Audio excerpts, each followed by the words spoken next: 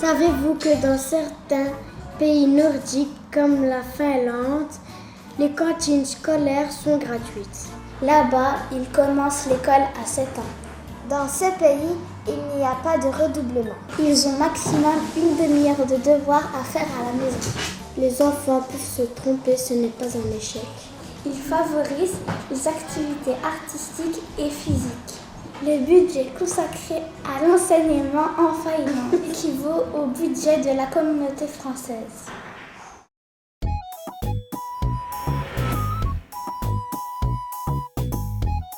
Bonjour, je m'appelle Iman et j'ai 9 ans. Inès, j'ai 9 ans. Je m'appelle Bilal, j'ai 12 ans. Bonjour, je m'appelle Mohamed et j'ai 11 ans. Bonjour, je m'appelle Soumaya, j'ai 9 ans. Bonjour, je m'appelle Aya, j'ai 10 ans. Bonjour, je m'appelle Sana, j'ai 11 ans. Ici, vous êtes dans la maison des enfants d'Anderlecht. Dans cette association, nous faisons nos devoirs ainsi que des ateliers créatifs, comme par exemple danse et dessin, etc. Ici, vous êtes dans l'atelier journalisme. Notre thème est l'école et plus précisément le rythme scolaire.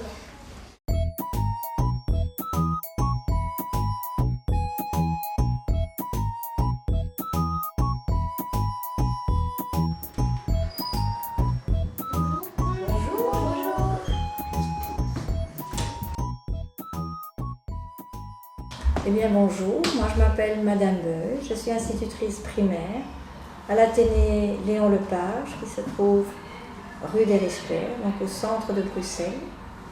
J'ai des élèves cette année de 6 ans.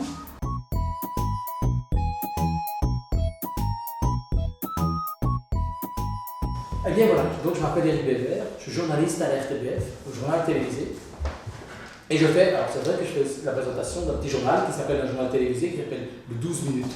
Et qui dure à votre avis combien de temps? 12 minutes.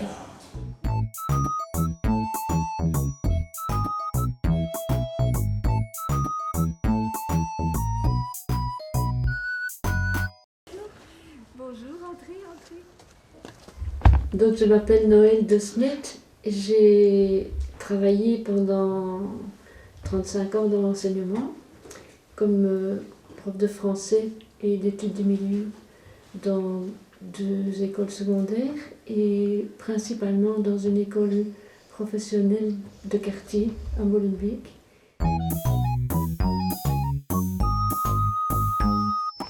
Alors, je suis directrice de l'école de Crolly primaire et maternelle depuis 10 ans. Le rythme scolaire dans les écoles est-il adapté à tous les enfants? Sur le rythme scolaire, il y a pas mal de choses scientifiques qui ont été faites. Mais je ne vais pas parler de ça. Je pense que non, le rythme scolaire n'est pas adapté à tous les enfants. Mais je pense que tous les enfants n'ont pas le même rythme. Et je pense que selon les jours, selon les semaines et selon les saisons, on n'a pas le même rythme. Il y a des jours où, enfin ça quand j'étais institutrice, il y a des jours où la classe arrive et on sent bien qu'ils ne sont pas en état globalement tous de faire un travail qui va être compliqué intellectuellement. Et il vaut mieux parfois faire autre chose à ce moment-là. Ça ne sert à rien. Je prends par exemple les classes quand il y a eu de la neige et qu'on arrive à l'école. Il fait tout blanc, il y a de la neige partout. Ça ne sert à rien d'essayer de faire travailler une classe. Il vaut mieux, enfin pour moi, il vaut mieux aller avec sa classe dehors, faire un bonhomme de neige, construire, faire une bataille de boules de neige, faire quelque chose avec la neige et puis on pourra bien travailler.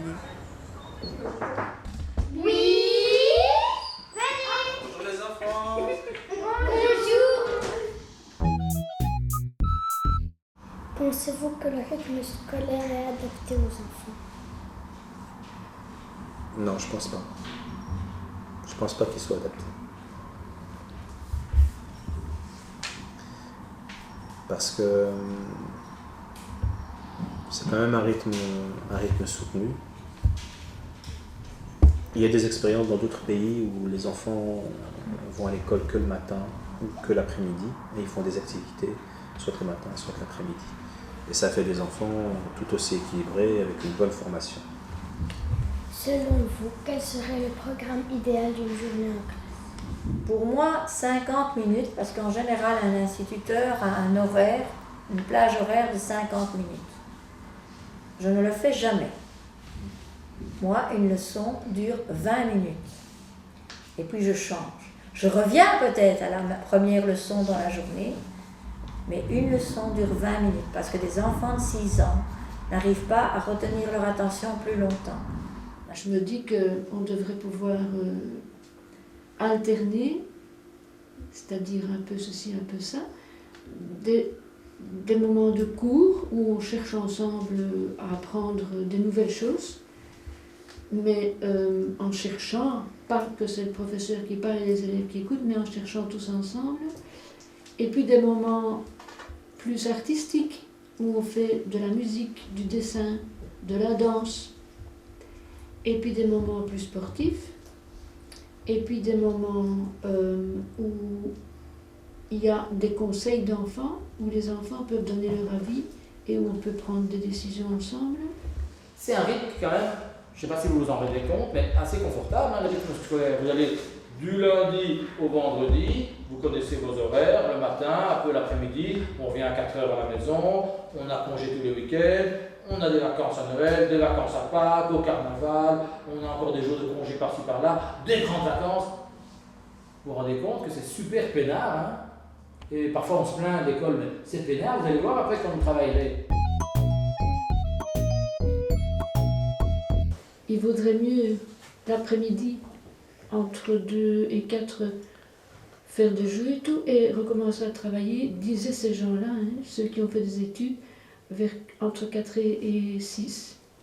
Mais bon, les écoles ne vont pas pouvoir fonctionner comme ça, donc ça c'est déjà une première chose. Une autre chose, c'est que les vacances, la manière dont sont organisés les congés et les vacances, c'est pas très bien. Parce que, par exemple, 2 mois aux grandes vacances, c'est trop. Il vaudrait mieux faire tous les 2 mois un petit arrêt de 15 jours, par exemple. Mais bon, on ne change pas ça parce que ça ne concerne pas que les écoles, ça concerne aussi les gens qui vont en vacances, les hôtels, les restaurants, les routes. Et donc, je ne sais pas quand ça changerait ça. Pour l'instant, ce n'est pas adapté à tous les âges des enfants, ni à tous les niveaux des enfants. Et il faudrait accepter que certaines classes, certaines écoles vont plus lentement que d'autres. Donc il faudrait trouver un autre système d'évaluation. Pour l'instant, il n'est pas le même dans toutes les écoles. Que mettez-vous en place pour aider un élève qui a des difficultés hors primo-arrivant? Alors dans l'école, il y a déjà un système qui est établi. Donc en plus de l'institutrice de la classe, il existe ce qu'on appelle un professeur d'adaptation. Ce professeur d'adaptation peut être utile de 2 façons. Soit il peut venir en classe et pendant le cours, en même temps que le professeur donne cours, il aide l'enfant à travailler avec les autres. Soit si l'enfant a un retard plus important et qu'il a besoin d'un coup de pouce, il prend l'enfant seul ou parfois ils sont à 2, parce que c'est plus gai à 2 enfants. Ils vont travailler avec ce professeur, on va dire, dans un autre local. Soit en classe, je donne des travaux différents, de difficultés différentes aux enfants. Donc ceux qui ont plus difficile, ils ont d'abord des choses plus simples. Et ceux qui apprennent vite, ils ont des choses parfois qui dépassent un peu plus loin, où il doit faire plus de recherche. Mais l'enfant n'est jamais laissé tout seul. La première chose, c'est l'institutrice qui le remarque. Et quand elle voit que ça n'est pas juste une fois, quand elle voit qu'il comprend difficilement mais plusieurs fois, elle vient m'en parler. Et on va se dire, tiens, mais avec tout ce qu'on a, qu'est-ce qu'on pourrait imaginer? Donc parfois, moi, j'ai d'autres idées. Et donc parfois, elles essaient encore d'autres choses. Là, on voit, les enfants ne sont plus en difficulté, ou bien ça va mieux, on trouve des systèmes pour qu'ils puissent apprendre, ou que ça puisse aller mieux, ou bien ça reste une difficulté. Et à ce moment-là, ce qu'on va faire, c'est voir les parents. Pour voir qu'est-ce qu'on fait maintenant? Si un élève se comporte mal, quelles sanctions donnez-vous? Alors c'est une bonne question et pour l'instant l'école est en train de refaire une nouvelle échelle des sanctions. Donc en fait ce qu'on essaye quand même c'est que dans les 6 années primaires ce soit les mêmes sanctions.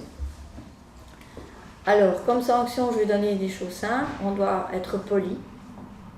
Si on est impoli, il y a chez tous les professeurs une fiche de points. Elle n'est pas que négative, donc si l'enfant est positif, s'il aide les autres, s'il est toujours poli, il peut gagner des points. Si il dit un mot grossier, il a un avertissement d'abord. S'il recommence, à ce moment-là, il a un mauvais point qui fait redescendre sa cote. Quand j'étais jeune enseignante, quand j'ai commencé à 20 ans, j'aurais vite fait des punitions, par exemple sortir de la classe ou copier des choses. Et puis, j'ai réfléchi que c'était pas très intéressant de faire ça. Et donc, on cherchait ensemble avec l'enfant comment est-ce qu'il allait faire pour réparer ce qu'il avait fait pas bien. Mais il fallait faire quelque chose pour réparer. Pour vous, quel serait le nombre idéal d'élèves dans une classe? Je crois que ça varie selon les âges.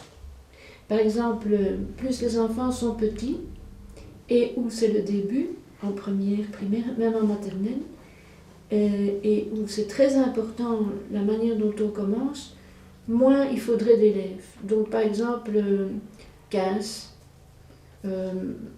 maximum chez les petits en maternelle et jusqu'en 6e primaire, une quinzaine. Et après, quand les enfants deviennent plus grands et qu'ils ont eu des bonnes bases, qu'ils ont bien pu commencer à apprendre, alors on peut en mettre peut-être un peu plus, 20, 25. Normalement, depuis quelques années, en première année par exemple, on ne peut pas avoir normalement plus de 20 élèves. Mais ça n'existe pas. Ça n'existe pas parce qu'on n'a pas les locaux et qu'on n'a pas les professeurs. Vous ne le savez peut-être pas, mais il manque beaucoup d'instituteurs. Par exemple, dans mon école chez nous, il y a 2 professeurs qui ne sont pas là. Et résultat, je n'ai pas 21 élèves pour l'instant, j'en ai 30. Pour moi, le nombre idéal serait autour de 18. Pour le moment, on a des classes à l'école de 25. On arrive à travailler et à faire attention aux enfants avec 25.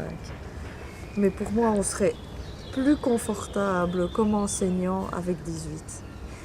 Et je dirais pas tellement moins, parce que dans une classe, il faut qu'il y ait aussi suffisamment d'idées différentes. À votre avis, quelles sont les qualités que doit avoir un enseignant? Je pense qu'un enseignant doit être patient, il doit être à l'écoute de ses élèves, à l'écoute des parents. Il doit surtout ne jamais laisser tomber les bras, toujours aller de l'avant et se dire qu'on apprend tous les jours jusqu'à la fin de sa vie.